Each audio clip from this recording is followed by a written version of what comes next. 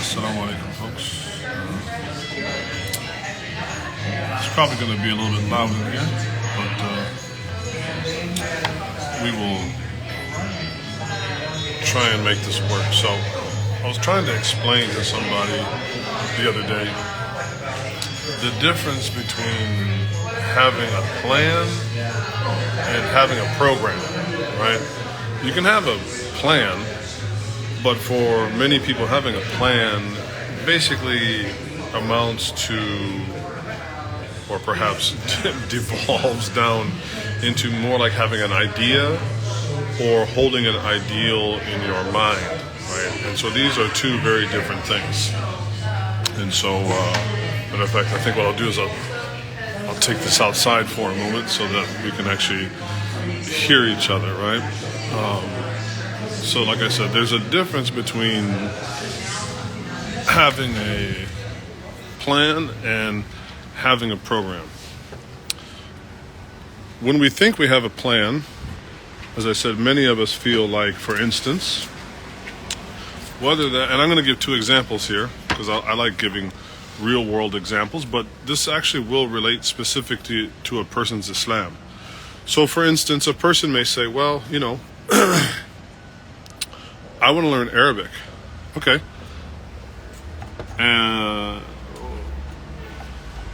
Our response to that typically is, okay, well, what's your plan?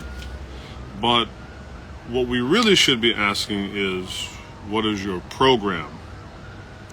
Because without a program to actualize the plan, it will just kind of hover in limbo for most of us.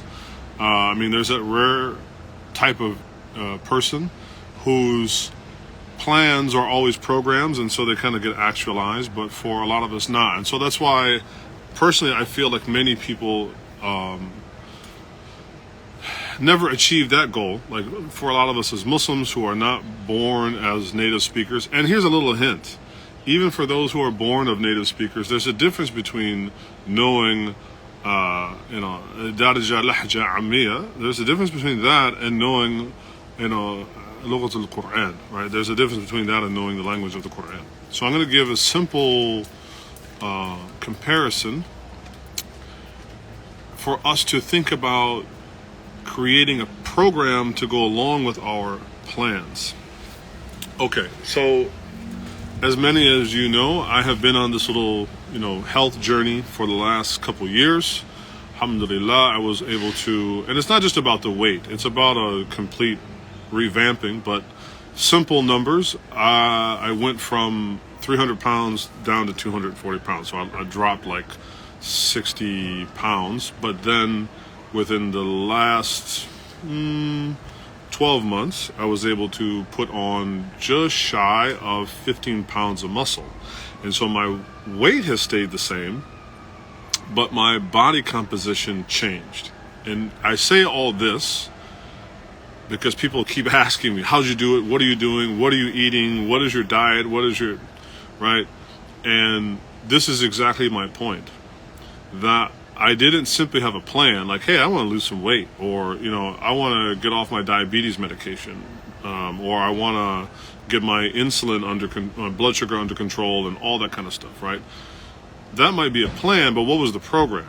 Okay, so I came up with a program that allowed me to get down to the nitty-gritty and kind of the details on a day-to-day basis. And so that included, obviously, it had to include several things. I needed to clean up the way that I ate. I needed to rethink about food. And I needed to obviously come up with a whole new way of living, of incorporating my life into exercise instead of exercise into my life, right? And so that is that there is a part of this that is planning, that is kind of like fikra, right? It's kind of like having an idea. Now, how did I get down to it in terms of coming up with a program? So let me show you here, right? So the way that I was able to come up with a program, hopefully you guys can see this. So let's just take, for instance, the exercise part. right? It's one thing to say, oh, I need to work out, or I need to work out X number of days a week. It's another thing to say that, well, what is it exactly I'm going to do when I either go to the gym, or in my case, right, I have a gym at my house. So what am I going to do when I'm there? If I just kind of go in there and, randomly pick up some weights and flop around, or, you're not going to make much progress. And so what I found was really, really helpful is that I need to have a concrete plan of what exact exercises I'm going to do, so I can get my mind inside those exercises. So here's one, and I have many of these variations because one, it just helps to keep me from getting bored, because I still, after all this time, sometimes I find that a little bit monotonous. So for instance, I'm going to do dumbbell flies, I'm going to do banded tricep workout, I'm going to do standing Arnold press, I'm going to do a dumbbell squat snatch, I'm going to do a standing kettlebell curl, I'm going to do a barbell shrug, right? And then I'm going to do some back squats. And then as you can see, right, I'm going to do all of those to failure, and I'm going to do what? Five sets for each one. This is not having a plan, this is having a program. And this really makes all the difference in the world. And so in a similar kind of way, if you want to learn Arabic, right, you need to not only have the plan, but you need to have a program. Because you need to have something. As I said, I had to fit my life into working out. So in the same way, you need to fit, your life into learning Arabic, not Arabic into your life. I know that sounds crazy, even though you're not going to spend 20 hours a day doing Arabic, just as I don't spend 20 hours a day working out. It is critical that you have a program along with your plan. Otherwise, it's going to be mainly what the Quran talks about as umniya or amanin, right? It's going to just be kind of wishful thinking. And so in the same way, I did something similar with my food plan, and I also experiment. So here's one simple, because somebody asked me the other day, what are your macros? All right, simple. I'm about 45% protein, 35% fats, and about 20% carbs. And so here's an example of in the beginning, how I was doing things. So I typically do my intermittent fast every day, right? 16 hours fasting, 8 hours off. And so my breakfast that I like is pretty big, right? 6 eggs, 3 slices of cheese, and like a smallish red skin potato that's about 115 grams. And it came out to, it's a pretty big breakfast, right? The problem that I ran into is that sometimes, especially eating that much at once, is that if I wanted to do a morning workout, then if I eat 6 eggs and then I'm gonna actually my body's gonna go into digestion mode, and it's gonna be so hard for me to work. I'm not gonna be able to work out. I'm gonna be too tired, because my body is then gonna utilize all of its energy, as it should, right, into digesting. And so I kind of got frustrated, because I'm like, man, I want to eat. In fact, especially if I worked out the day before and I wake up and I'm doing this fast at 10 o'clock, man, I need to eat something. And so I said, well, what would happen if I broke up my morning routine into 3 smaller meals? Now, for myself, and particularly coming from having metabolic syndrome, having type 2 diabetes, having insulin resistance, I was hesitant to do the multi-meals a day kind of thing, because it's like you keep revving your engine and you keep producing more insulin, right? And so I was reluctant to do like a ton of meals throughout the day. But then I said, well, I'm going to do this. I'm going to make my evening meal one and my morning meal break it up. And so what I decided to do was, again, if you can see here, so I decided to then take that gigantic meal of the morning and break it up into 3. right? Now, why am I saying this as it relates to Islamic studies or to eggs, right? Or Islamic studies or learning Arabic. Okay, so if you want to learn Arabic, here's here's the good part, right? The Quran is a very small data set. Doesn't have that many words in it.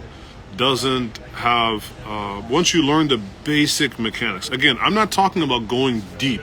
Of course, the Quran is an ocean without a shore in terms of its meaning. However, you don't necessarily need to be dropped off in the middle of the ocean, right? Just kind of start at the start on the beach and kind of slowly, right, walk your way into the water. And so my thing would be find a book. This is what I did 30 something years ago, right? I didn't have an Arabic teacher. I was a new Muslim. I wanted to learn the Arabic language. And so there was this orange book, what we used to call the orange book, that I think was done by Raji Ramouni and Peter Aboud, who were actually two Christian Arabs that were on the faculty at University of Michigan. And they wrote this thing called the Orange Book. And so I went down to University of Michigan bookstore, bought the Orange Book, and went through it, diligently went through it. And most importantly, I did all the exercises. That's probably one part that most people don't do, is just, to make another analogy, they just don't do enough work when they sit down to work, right? And so the same way with working out, if you find yourself not able to make gains, so to speak, or lose enough weight or whatever, it's not so much that you need to work out more, but it's just when you're working out, you're not working out enough. And I learned that myself, especially as, in the initial stage, because I was in such poor shape that, all I would have to do is think about lifting a barbell, and I would make a little modest gain or lose a little bit of weight. But now, as I've actually begun to condition my body, that no longer works. And so I have to get a level of intensity when I do. And I'm finding that actually intensity in some kind of way almost trumps frequency. Frequency is important, but I would say it's secondary, right? Primary is intensity. And so the same way, if you're going to sit down and learn Arabic, then it has to be intentional and it has to be kind of intense. And you need to have other moments throughout the week where you are immersing yourself, whether that's listening to podcasts. I mean, there's tons of things on YouTube you can go on and you can listen to so that you get some type of immersion, right? And doing the exercises in the book, right? Many people, they kind of skimp, right? They'll go through the chapter. It could be we're going to do present tense verbs, right? And so they will explain the basic idea of present tense verbs and, direct object and, gender agreement, and then that's it. And so it kind of remains there as a kind of abstract concept, right? That's not going to become internalized until you probably do literally hundreds of lines of writing out, right? ذهب يذهب تذهب ذهبنا ذهبت ذهبتي تذهبين, right? Until you sit down and you write out hundreds and hundreds and hundreds of examples, and then write out those sentences, trying to use other vocabulary to bring those in, and then you got your podcast or whatever that you're listening to, right? So that you maximize your intensity of your engagement with the subject matter.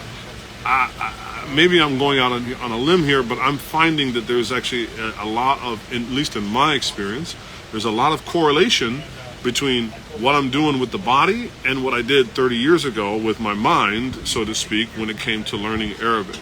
And so think about being intentional, right? It's the same with if you're just going to kind of I'm going to get out my book and I'm going to look at this, or I've got 5 billion books, but I've only gone through all of them very tentatively.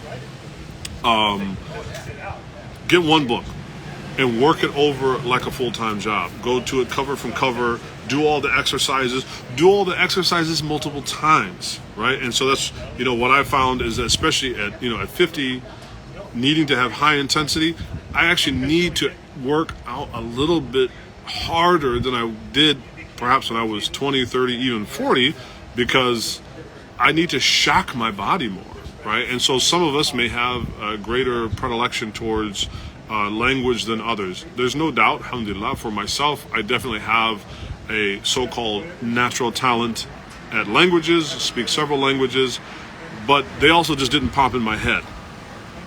I also have the disposition that I like doing drills, right? So when I was young and I was sitting around and just writing, doing all of these drills, writing sentences, being creative like that,